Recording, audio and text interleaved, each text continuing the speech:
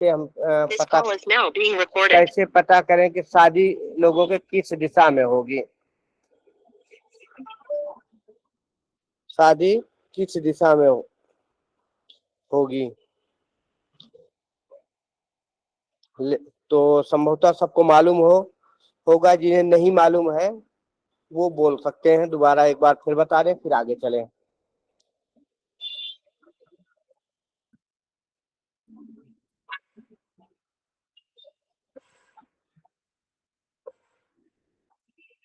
कोई ऐसे हैं जिन्हें नहीं पता है या जिनके नहीं समझ में आया? जिनके नहीं समझ में आया। गुरुदेव आगे चलो।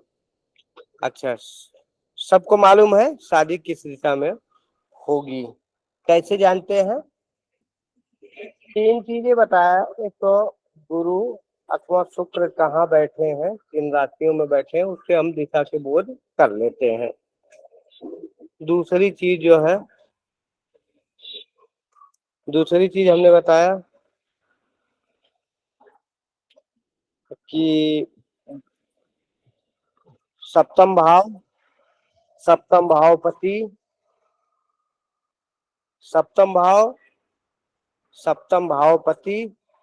सप्तम भाव का मतलब सप्तम भाव में बनने वाली राशि। सप्तम भावपति मतलब सप्तमेश, उस भाव के कारक। और सप्तम से सप्तम गुरु और शुक्र। और सप्तम भाव पे पड़ने वाले ग्रहों की दृष्टि के हिसाब से जिन ग्रहों का जिस दिशा में ज्यादा आया उस दिशा की ओर हम शादी की कर सकते हैं। अगर दो का बराबर आ गया तो हम समझ सकते हैं कि एक दिशा में शादी होगी, एक दिशा में विवाह होगा। ऐसा हमने जान लिया था। तो इसमें हमारे ख्याल से किसी को कोई परेशानी नहीं होगी। पत्नी का स्वभाव कैसा होगा, पत्नी का भी स्वभाव कैसा होगा, इसको भी हम जान ही लिए हैं।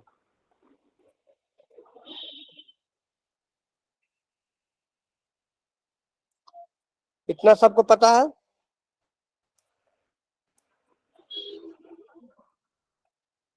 जी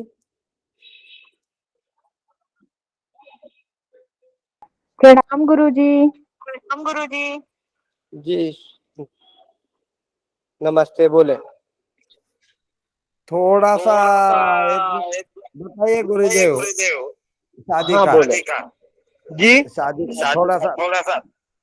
शादी का दिशा का। ठीक है। हम्म।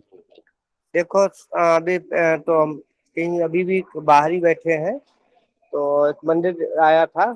कई बार कुछ काम हमारा गड़बड़ होता है तो हम मंदिर आके प्रार्थना करते हैं, तो थोड़ा यहाँ हमारा काम हो जाता है। तो इस मानवती से आया था, तो यहाँ हमारे पे कुछ अभी है नहीं आपको दिखाने का। एक तो हम देखते हैं कि जन्म कुंडली आपके पास है, तो जन्म कुंडली में देखते हैं कि शुक्र अथवा गुरु किस राशि पे है। गुरु का मतलब अगर किसी जातिका की कुंडली है तो हम देख लेते हैं गुरु किस राशि पे बैठा, क्योंकि गुरु से हम पति का विचार करते हैं। किसी जातक की कुंडली है तो शुक्र देख लेते हैं किस राशि पे है। जिस राशि पे है तो उस राशि के मान लो किस अंक पे है। एक नंबर में है तो पूरब, दो नंबर तो दक्षिण, तीन नंबर तो आप ये समझ लो कि दक्षिण और पश्चिम का कोना, पश्चिम मान लो पश्चिम। और चार नंबर है तो उत्तर, पांच नंबर पूरब, छह नंबर है तो दक्षिण, सात नंबर पश्चिम, आठ नंबर उत्तर, नौ नंबर है तो पूरब, 10 नंबर है तो दक्षिण, 11 नंबर है तो पश्चिम, और 12 नंबर है तो उत्तर। अर्थात मेष अगर यहाँ शुक्र बैठे हैं या गुरु बैठे हैं, जिसके भी जातक या जातिका के देख रहे हो, तो अगर वहां पे एक नंबर बनी है, मेष राशि बनी है, तो आप ये देख लो कि पूरब अथवा पूरब के कोने पे विवाह की संभावना है। अगर वहीं पे 2 नंबर लिखा है अर्थात वृषभ राशि लिखा है, तो आप ये समझ सकते हैं दक्षिण अथवा दक्षिण पूरब के कोने पे शादी की संभावना है। वहीं पे 3 नंबर लिखा है तो पश्चिम या पश्चिम और दक्षिण के कोने पे शादी की संभावना बनती है। 4 नंबर लिखा है तो उत्तर अथवा वायव्य कोण, पश्चिम और पूरब के कोण पे शादी की संभावना बनती है। 5 नंबर है, 5 नंबर लिखा है तो पूरब अथवा पूरब और उत्तर का कोना जो होता है ना, बिल्कुल कोने पे, क्योंकि घर से बिल्कुल नाप पे पूरब तो नहीं होता, थोड़ा आगे पीछे होता है, तो इस पे शादी की संभावना है। 5 नंबर मतलब सिंह, 4 नंबर मतलब कर्क राशि, 3 नंबर माने मिथुन। ठीक है। अगर वही 5 नंबर राशि बनी है अर्थात सिंह राशि बनी है, कहाँ, जहाँ गुरु और शुक्र हैं, तो हम पूरब की शादी की संभावना मान लेते हैं। 6 नंबर मतलब कन्या राशि बनी है, तो हम उसको दक्षिण दिशा या दक्षिण पूरब के कोने पे शादी की संभावना समझ लेते हैं। अगर वहीं पे 7 नंबर बना है तो हम पश्चिम, 8 नंबर बना है तो उत्तर, और 9 नंबर बना है तो पूरब। अब 8 नंबर का मतलब, हाँ माफ कीजिएगा, हम नंबर आपको बता रहे हैं, राशियां नहीं बताए। तो 6 कन्या, 7 नंबर मतलब तुला राशि बनी है। 8 नंबर उत्तर मतलब 8 माने वृश्चिक। 9 नंबर माने अगर धनु राशि बनी है तो पूरब या पूरब और उत्तर के कोने पे। 10 नंबर है तो दक्षिण दिशा या दक्षिण या पूरब के कोने पे। अगर वहीं पे 11 नंबर बना है तो पश्चिम दिशा या पश्चिम के कोने पे। 12 नंबर बना है तो 12 नंबर माने मीन, 11 नंबर का मतलब कुंभ, और 10 नंबर का मतलब मकर है। अगर ये राशियां होती हैं, दिशाओं में शादी की संभावना है। आशा है कि सब समझ गए होंगे, किसी के कोई अभी भी हो तो हम फिर से बोल सकते हैं। हाँ बोलो बोलो। जी, ये राशियां जो है ये सप्तम भाव में हो राशियां या जो है लगन में हो? सप्तम भाव में हो या लगन में हो? आप नहीं सुन पाए, फिर से सुनिए। अभी लगन और सप्तम भाव की नहीं बात कर रहे हैं, हमने कहा शुक्र अथवा गुरु। आपकी कुंडली है, आपने कुंडली देख लिया, अब उसमें देखो शुक्र, अगर किसी जातिका की कुंडली देख रहे हैं तो आप उसमें गुरु देख लो, गुरु किस नंबर राशि पे बैठे हैं। किसी जातक की कुंडली है तो आप उसमें शुक्र को देख लो, शुक्र कितने नंबर राशि में बैठे हैं। कोई कुंडली है आपके पास? तो गुरु और शुक्र की गुरु राशि और में है शुक्र गुरु की जी, मीन राशि में में। है। हाँ, शुक्र शुक्र देखो कहाँ बैठे, कितने नंबर की राशि पे बैठे हैं। शुक्र मान लो आपके 4 नंबर पे बैठे हैं कर्क राशि पे, तो कर्क राशि के हमने क्या बताया था, उत्तर दिशा या उत्तर उत्तर के दिशा। कोनों पे। हाँ, उत्तर दिशा कोने पे। अगर वही मान लो मेष राशि बनी है, 1 नंबर की राशि बनी है जिसपे शुक्र है, तो हम समझ लेते हैं कि पूरब दिशा। ठीक है, पूरब दिशा या पूरब के कोनों पे शुक्र अगर कहीं जो है बैठे हैं 2 नंबर की राशि वृषभ राशि पे, तो हम 2 नंबर पे दक्षिण दक्षिण दिशा या दक्षिण के कोनों पे समझ लेते हैं। शुक्र अगर कहीं बैठे हैं 3 नंबर दक्षिण या पे, 3 नंबर मतलब मिथुन पे, तो हम उसको पश्चिम या पश्चिम दिशा के कोनों पे मान लेते हैं। अगर 4 नंबर पे हमने बता दिया, 4 नंबर मतलब कर्क पे शुक्र बैठे हैं, तो हम समझ लेते हैं कि जातक की विवाह जो है उत्तर दिशा या उत्तर दिशा के कोनों पे संभावना है। 5 नंबर है तो पूरब दिशा या पूरब के कोनों पे संभावना है। 6 नंबर है तो दक्षिण दिशा, 6 नंबर मतलब कन्या, 6 नंबर पे शुक्र है तो हम इसको कन्या, कन्या राशि अर्थात दक्षिण दिशा या दक्षिण के कोनों पे समझ लेते हैं। ठीक है। 7 नंबर है तुला, तो हम पश्चिम या पश्चिम के कोने पे। 8 नंबर है तो उत्तर या उत्तर के कोने। 9 नंबर है तो पूरब। 10 नंबर मकर राशि है तो दक्षिण। 11 नंबर कुंभ है तो हम 11 नंबर को कुंभ है तो कहाँ समझेंगे? पश्चिम। 12 नंबर की अगर, क्योंकि अगर हम देखते हैं, सुनो सिर, इसको सरल से समझने के लिए नवल जी, इसको सरलता से समझने के लिए एक उपाय और हमने बताया कि क्योंकि सूर्य जो है पूरब से निकलते हैं, पूरब के बाद दक्षिण जाते हैं, फिर पश्चिम जाते हैं, फिर हो जाते हैं, फिर दूसरे दिन जो है पूरब से उगते हैं। तो इसके मतलब 4 दिशाएं हमारी हैं। 4 दिशाएं हैं, पूरब पश्चिम उत्तर दक्षिण। हाँ, तो 1 नंबर हमने पूरब ले लिया, 2 नंबर दक्षिण ले लिया, 3 नंबर जो है पश्चिम ले लिया, 4 नंबर को हमने उत्तर मान लिया, 5 नंबर यानी सिंह को हमने फिर पूरब मान लिया, फिर 6 नंबर को दक्षिण, फिर 7 को पश्चिम, फिर 8 को उत्तर और 9 को पूरब। इस ढंग से 10, 11, 12 करके हम तो 3 राशियां, क्योंकि 4 दिशाएं तो 4 तिहाई 12, चारों दिशाओं में एक दिशा में 3 राशि मिली। एक दिशा में 3 राशि मतलब पूरब दिशा में मेष, सिंह और धनु। पश्चिम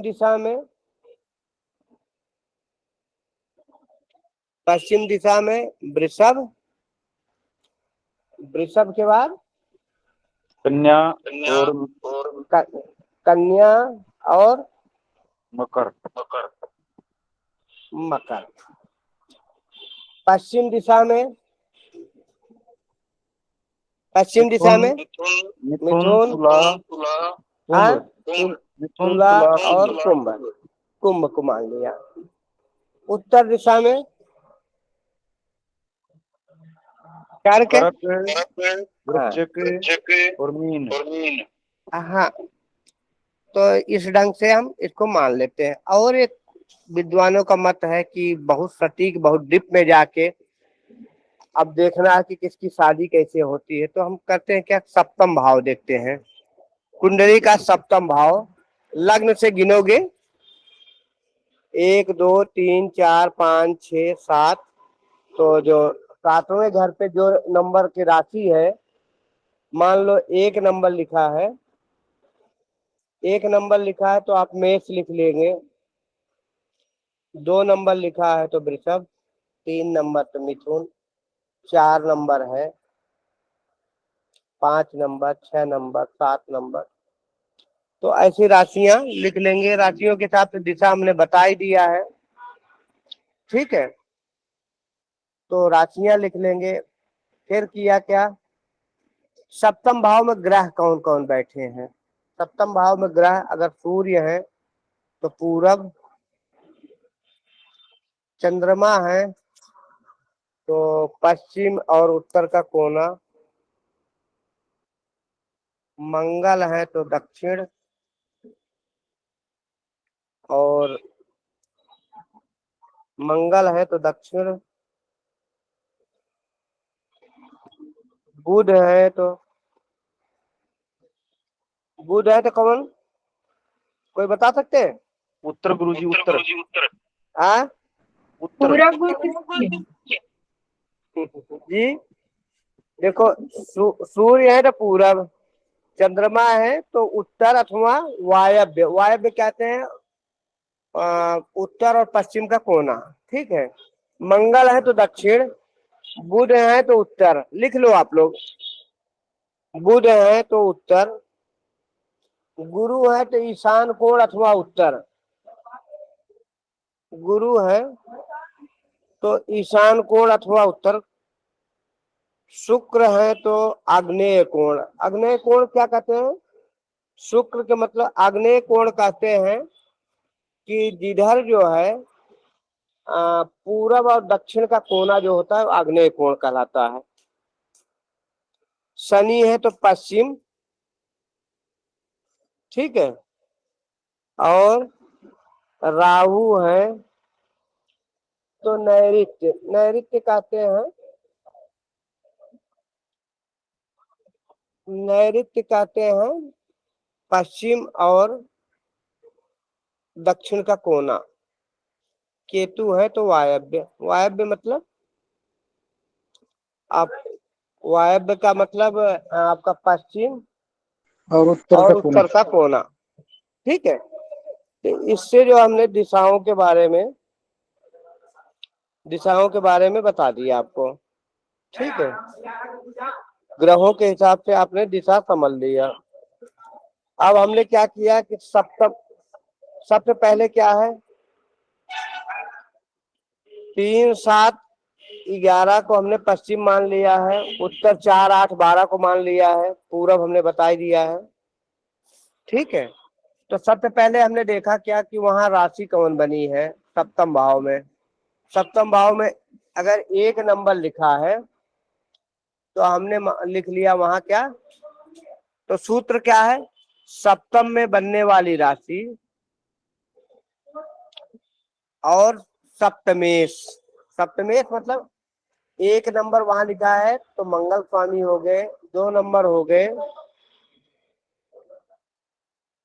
2 नंबर हो गए तो शुक्र स्वामी हो गए, हाँ 3 नंबर हो गए तो बुध हो गए, 3 और 6 नंबर है तो बुध होते हैं, 1 और 8 होता है तो मंगल होते हैं, 2 और 7 जो शुक्र, 7 होता है तो शुक्र होते हैं, 3 और 5 6 नंबर पे सूर्य, 4 नंबर है तो चंद्रमा, और 9 9 नंबर और 12 नंबर लिखा है तो गुरु बृहस्पति, 10 और 11 तो शनि। 10 और 11 तो शनि, और वहीं पे क्या कहते हैं राहु केतु का है क्या कि कुछ विद्वानों का मत है कि वृषभ में उच्च को होते, कुछ विद्वानों का मिथुन में, और केतु का 9 नंबर मतलब धनु में उच्च के मानते हैं। तो इस ढंग से तो अब इनके दिशाएं हो गई। अब हमने सप्तम भाव में देखा कौन राशि है, पहले तो देखा कौन राशि है उसकी दिशा लिख लिया, हाँ, फिर हमने लिखा सप्तमेश कौन है, सप्तमेश जो होंगे उनकी, ठीक है, सप्तमेश किस राशि पे बैठे हैं या सप्तमेश कौन है उनकी राशि लिख लिया, ठीक है। और सप्तम भाव पे कौन से ग्रहों की दृष्टि पड़ रही है, जिन ग्रहों की दृष्टि पड़ रही है उनकी भी दिशाएं हमने लिख लिया। मान लो उस पे 3 ग्रहों की दृष्टि पड़ रही है तो हमने 3 ग्रहों की जो है, 3 ग्रहों की अगर दृष्टि पड़ रही तो हमने 3 ग्रहों का वो लिख लिया कि दिशा लिख लिया। 4 अगर क्या कहते हैं, अब देखते हैं कि गुरु और शुक्र किस राशि पे बैठे हैं, जिस राशि पे शुक्र और गुरु बैठे हैं उस राशि की भी दिशा लिख लिया, ठीक है। सप्तमेश के साथ किस किस ग्रहों की युति है उनकी भी दिशाएं लिख लिया, और सप्तम से सप्तम, सप्तम से सप्तम लिख लिया, गुरु या शुक्र से भी सप्तम हमने लिख लिया। अब हम देखते हैं किसकी संख्या ज्यादा पड़ रही है। अगर हमने देखा पूरब एक बार आया है तो पूरब को हमने कैंसिल कर दिया, पूरब शादी नहीं होगी, ठीक है। अब हमने लिखा कि मान लो पश्चिम 2 बार आया है लेकिन उत्तर 3 बार आया है, अगर हमने देखा कि उत्तर दिशा 3 बार आया है और दक्षिण दिशा भी 3 बार आ गया, अगर ऐसी स्थिति पड़ गई दोनों बराबर हो गए तो हम समझ लेते हैं एक दिशा में इनकी प्रेमिका होगी या एक दिशा में इनकी शादी होगी, या कई बार लोगों के 2 विवाह हो जाते हैं तो वैसी भी संभावना होती है। नहीं, जिस दिशा में जो ज्यादा होता है उसमें जो है शादी होने की संभावना हो जाती है। क्या क्या देखते हैं फिर से लिख लो, सप्तम भाव में बनने वाली राशि, ठीक है, सप्तम भाव में सप्तमेश जो होते हैं वो लिख लिया, सप्तम से सप्तम देख लिया, देख क्या देखा, सप्तम भाव में बनने वाली राशि सप्तमेश, सप्तम से सप्तम, और सप्तमेश कहाँ बैठे हैं, सप्तमेश कौन है? सप्तमेश कहाँ बैठे हैं, किस राशि में बैठे हैं? शुक्र अथवा गुरु कहाँ बैठे हैं? मैंने बताया जातक जातिका के अनुसार शुक्र और गुरु का चयन कर लेते हैं। फिर सप्तम भाव पे किस ग्रहों की दृष्टि पड़ रही है, किन किन ग्रहों की दृष्टि पड़ रही है, उनकी दिशा ले लिए। ठीक है। अब गुरु अथवा शुक्र से जो है सप्तम भाव हम ले लिए, सप्तम भाव में बनने वाले गुरु जहां है उससे उसके सातवें उसमें जो है वो देख लिए। अब सप्तमेश जहां है, सप्तमेश जहां बैठे, सप्तमेश पे किन की दृष्टियां पड़ रही है, यही सूत्र है। फिर से देख लीजिए जिनके न समझ में आए। सप्तम भाव में बनने वाली राशि सप्तमेश, सप्तमेश पे सप्तमेश कहाँ बैठे हैं वो राशि, सप्तमेश पे पड़ने वाली दृष्टि, सप्तम से सप्तम, गुरु और शुक्र जहां बैठे हैं वो राशि, और गुरु और शुक्र से सप्तम राशि। ऐसा हम देख लेते हैं और देख लिया कि कौन सी दिशा ज्यादा आई, कौन सी दिशा ज्यादा आई। जो दिशा ज्यादा आती है उसी में शादी की संभावना होती है। मान लो किसी की कुंडली में 2 बार आ जाती है तो ऐसे में उनकी उस दिशा से प्रेमिका होनी चाहिए। आशा है आप लोग समझ गए होंगे, आशा है समझ गए होंगे। किसी के नहीं समझ में आया तो फिर से देख लें। कोई ऐसे हैं जिनके नहीं समझ में आ रहा?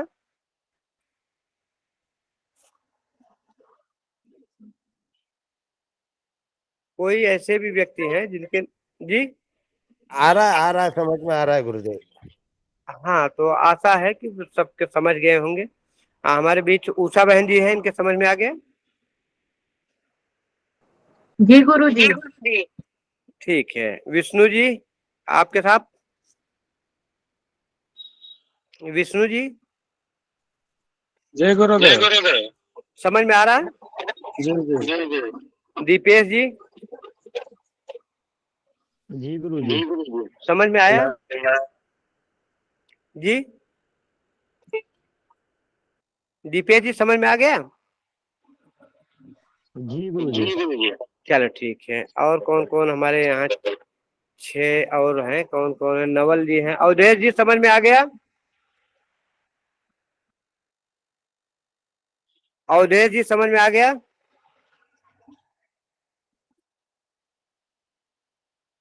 संतोष जी जी गुरुदेव समझ में आ गया। और दीपांश जी, गौरी जी, गौरी जी तो गुरुदेव अभी बताया है। जी जी गुरु जी आ गया समझ में। चलो ठीक है। जिगेश जी, जी गुरुदेव समझ में आ गया। गुरुदेव ठीक समझ में आ है। गया। नवल जी जी गुरु जी। देखो गुरु जी, समझ में आ रहा है? हाँ जी गुरु जी। सप्तम भाव में बनने वाली राशि को देखेंगे, देखेंगे, सप्तमेश को देखेंगे, देखेंगे, सप्तम भाव पर पड़ने वाले ग्रहों को देखेंगे, उनकी दृष्टि को देखेंगे। को देखेंगे। हाँ, सप्तम घर में गुरु व पड़ने वाली ग्रह। हाँ, और उस पे कौन कौन ग्रहों गुरु की और दृष्टि है? शुक्र को देखेंगे किस राशि में है। राशि में है। हाँ, सप्तमेश से बनने वाले ग्रहों की गति को देखेंगे। सप्तमेश जहाँ बैठे हैं वहां की राशि देखेंगे, वहां पे पड़ने वाले ग्रहों की दृष्टि देखेंगे, किस किस ग्रहों की दृष्टि पड़ रही है, और सप्तम से सप्तम देख, गुरु और शुक्र जहाँ है वहां से सप्तम देखेंगे, और सप्तम से सप्तम देखेंगे, सप्तम से सप्तम देखेंगे, गुरु और शुक्र जहाँ है वहां से सप्तम देखेंगे। उसके बाद जिस राशि की प्रधानता होगी, जिस दिशा की हाँ प्रधानता होगी, उधर हम शादी के लिए बोल सकते हैं। अगर 2 दिशाओं में बराबर बराबर आ गया तो ये समझ लेते हैं कि इधर इनसे प्रेम होगा और एक जगह विवाह होगा। तो आशा है सबके समझ में आ गया होगा। और कौन है हमारे यहाँ? विष्णु जी संभवतः समझ में आ गया होगा आपको। और हाँ, हमारे ख्याल से नवल जी आपको भी समझ में आ गया है। मनोज जी हैं। हाँ, मिश्रा जी समझ में आ गया सर आपको? जी पहले समझ में आ रहा। हाँ, अच्छा, आप लोग ये 2-3 दिन से हो गया तो किसी कुंडली पे आप लोगों ने मिला के भी देखा कि हम कहाँ तक पहुंचे? हमारे यहाँ ये सूत्र जो है कितने परसेंट तक हम हमारा अनुभव जो है सही जा रहा है, किसी कुंडलियों में आप लोगों ने देखा?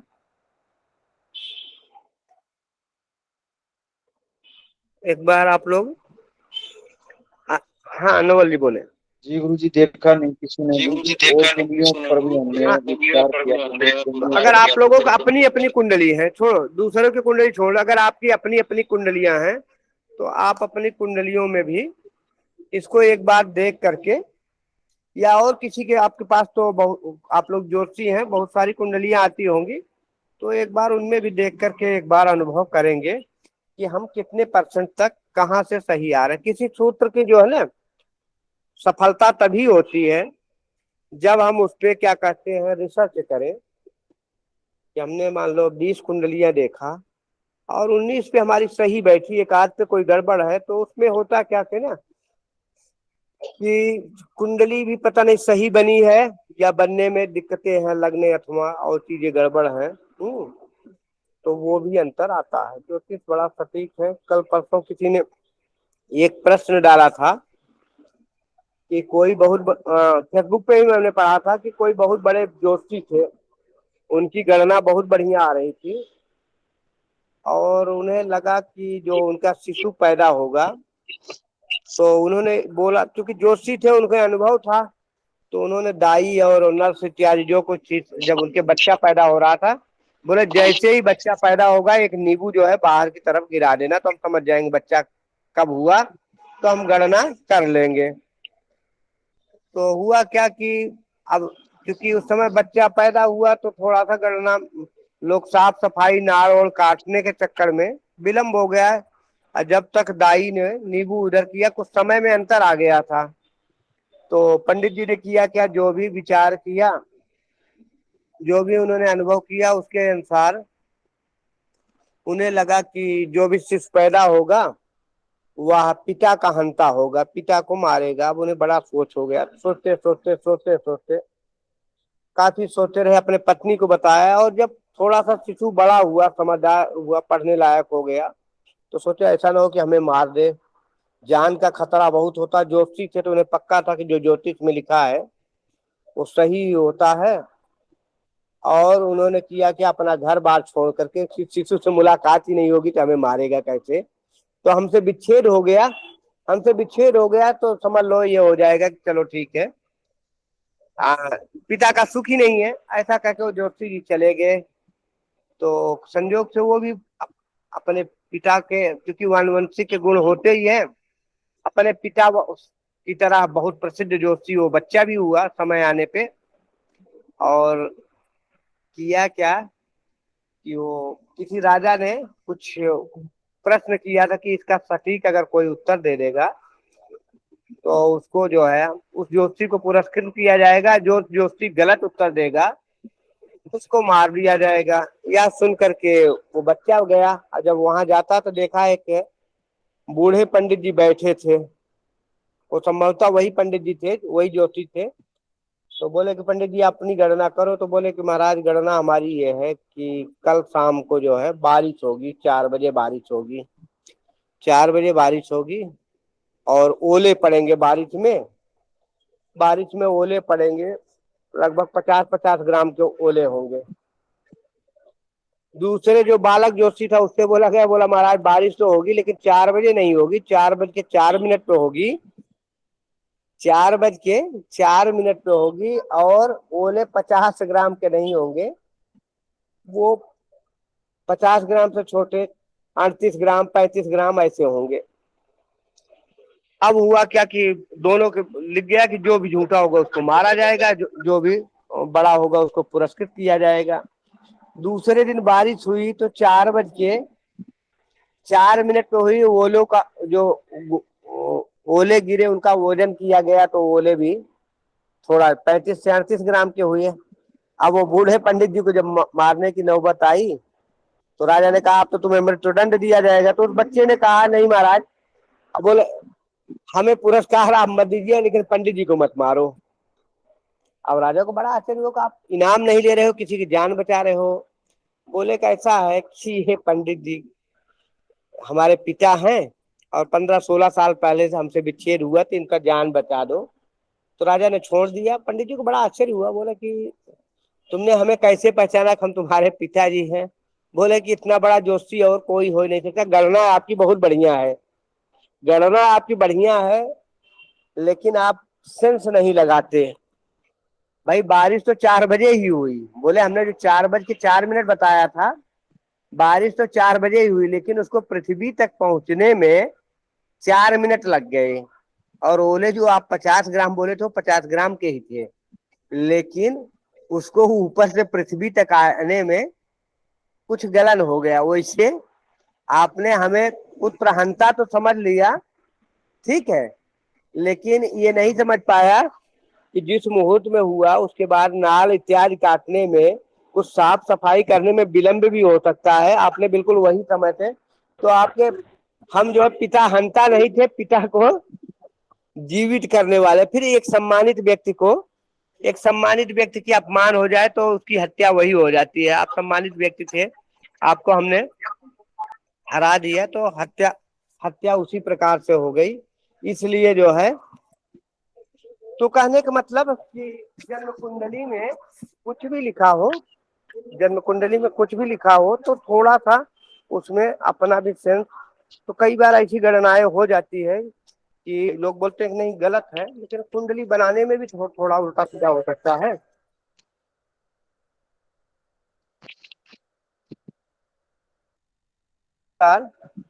अलग अलग राशियों में अलग अलग ग्रह, अलग अलग पंचांगों में ऐसा हो जाता है, तो जिसकी वजह से भी ज्योतिष झूठी नहीं होती। आपकी गणना थोड़ा, कई बार किसी के जो है 5 नंबर में वही ग्रह आ जाता है, किसी के 6 नंबर में आ जाता है। तो अब हम जरूरत है कि उसको विद्या और संतान के लिए देखें या ऋण रोग शत्रु के लिए देखें। तो इस ढंग का भी जो है विचार किया जाता है। आज जो है हम इसी के पुनरावृत्ति किए हैं, और आगे के कल के क्लास में हम आपको बताएंगे कि शादी कब होगी, शादी का समय कब होता है, कैसे जाने कि व्यक्ति की शादी कब हो जाएगी, किन की दशाओं में होगी, कैसे होगी। इसके बारे में हम विस्तृत जानकारी जो है कल की क्लास में लेंगे, ठीक है। और कब कब जो है ऐसा योग बनता है कि व्यक्ति शादी से वंचित रह जाता है, शादी कब होगी और शादी से वंचित कैसे रह जाते हैं लोग, इसके बारे में हम कल के क्लास में पढ़ेंगे। और आज के बारे में जो हमने समझाया संभवतः सही है। एक आध कुंडली अगर आप लोग लेना चाहें तो किसी की कुंडली ले लें, हम उसका विश्लेषण कर देते हैं।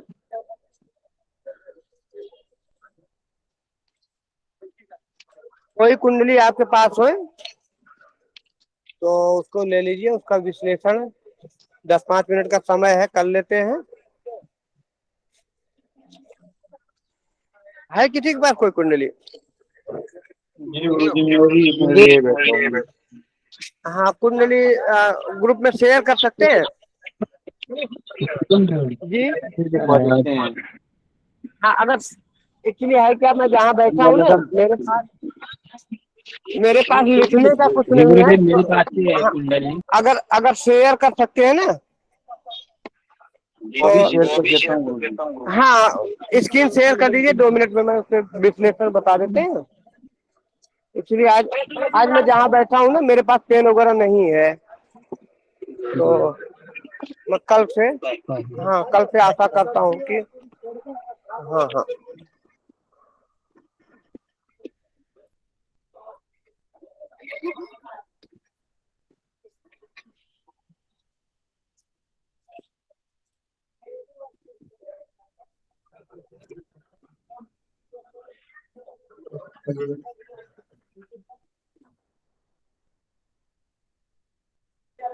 गौरी जी कुछ कहना चाहते हैं, मैं सुन नहीं पाया, मैं माइक बंद करता हूँ, बोलिए आप।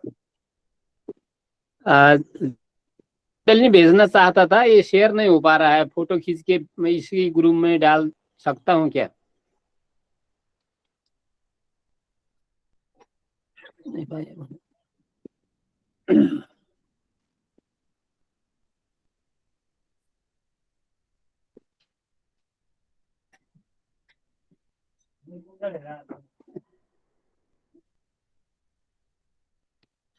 आगी है गुरु जी, नहीं कहे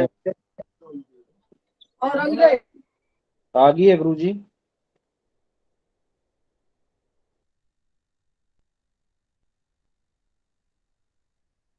कुंडली आ गई है। आ गई नवल भाई। कन्या लग्न की कुंडली है। हाँ जी भाई जी।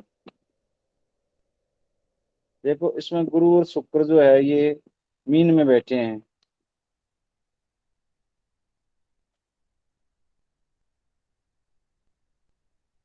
गुरु जी ने करवाया वही फार्मूला लगा के देखते हैं।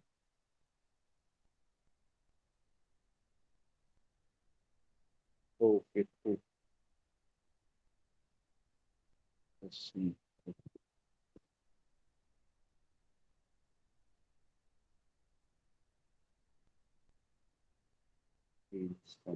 लड़का है क्या लड़की?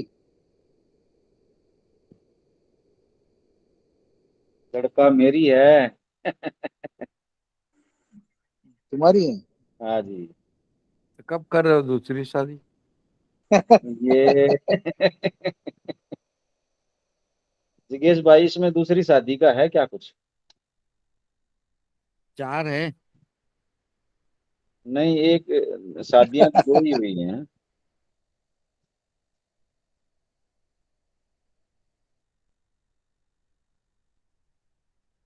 2 तो दिखती है। सप्तम भाव, पहले गुरु जी ने बोला सप्तम भाव देखेंगे। सप्तम भाव देख लिया। हाँ और सप्तम चलिए भाव में ठीक है बनने वाली राशि है मीन।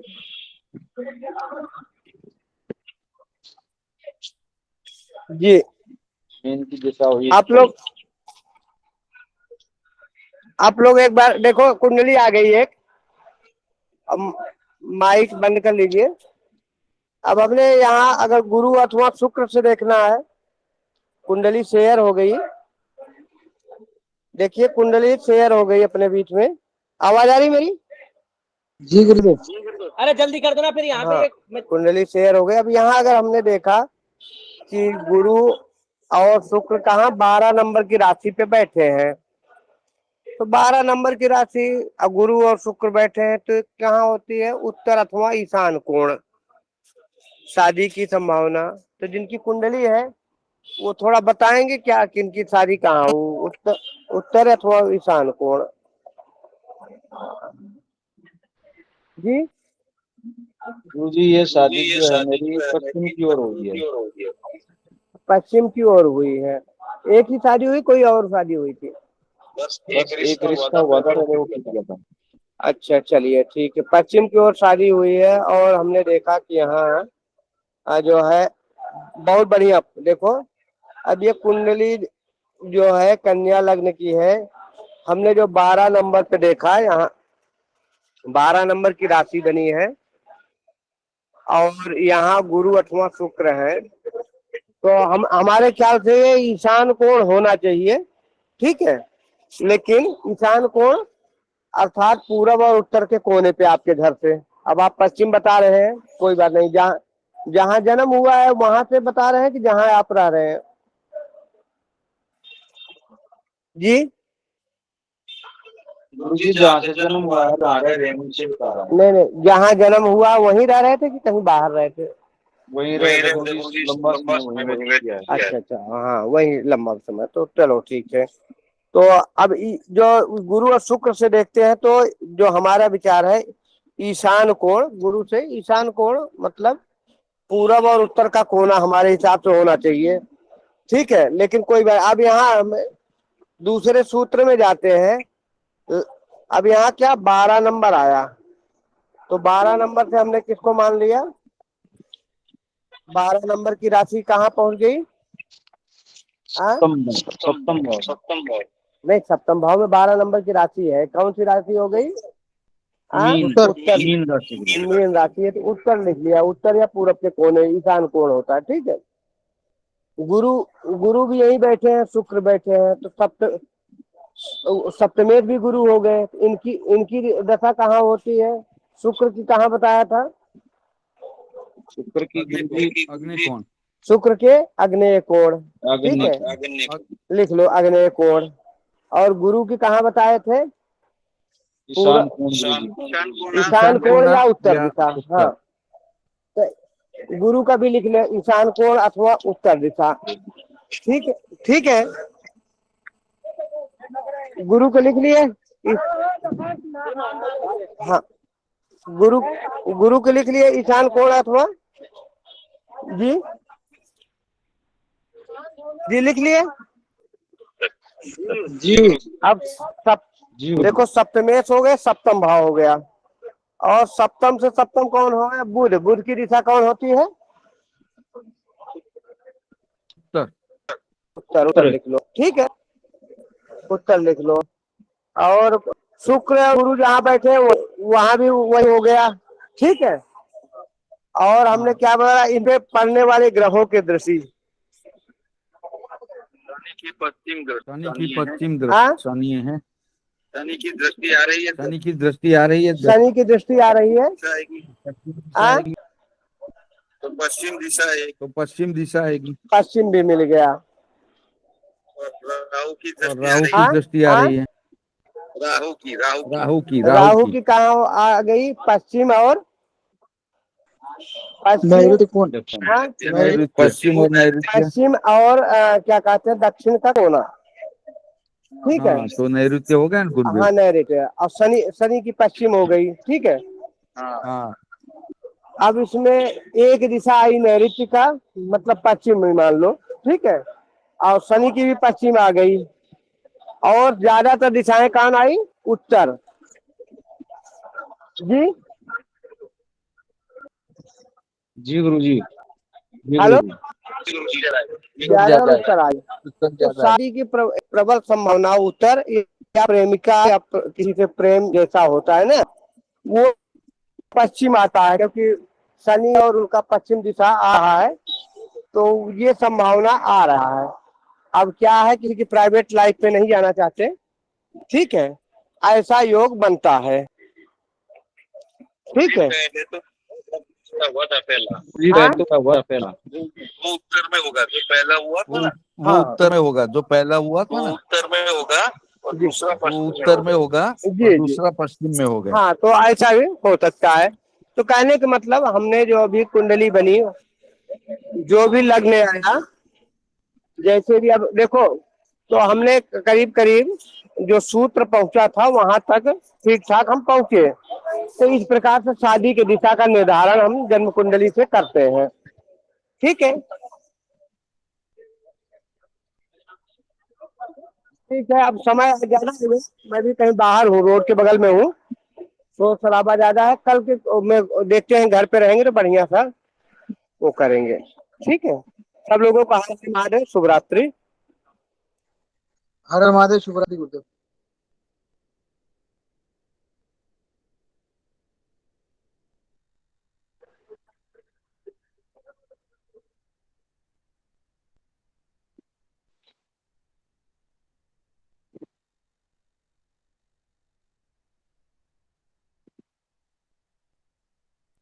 हर हर महादेव। शुभ रात्रि। जयराम जी सभी लोगों को। विकास भैया जी, विकास पाठक जी गायत्री मंत्र का पाठ। विकास भैया जी,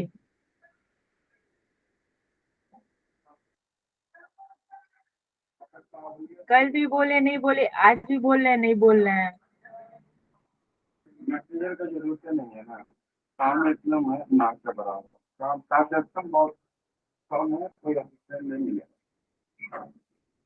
विकास भैया जी, काम बहुत कम है।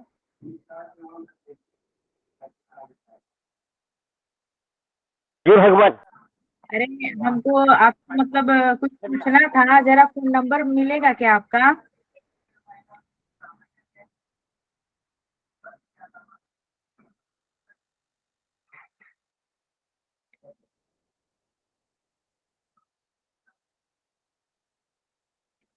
क्या भैया जी? किसका नंबर दे दीजिए? अरे आपका नंबर, आपका।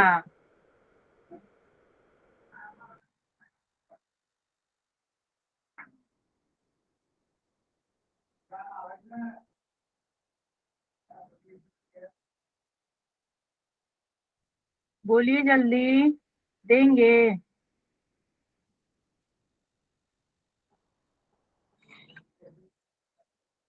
मैसेज लास्ट में 7 4 है, 7 ऑन हो गया गलती से, 7 4 है लास्ट में।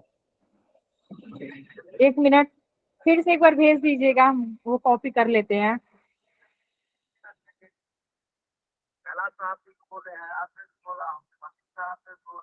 आया है, निकालिए का। एक बार और भेजिएगा, किस पे आया है? ये रहा, ये रहा। हाँ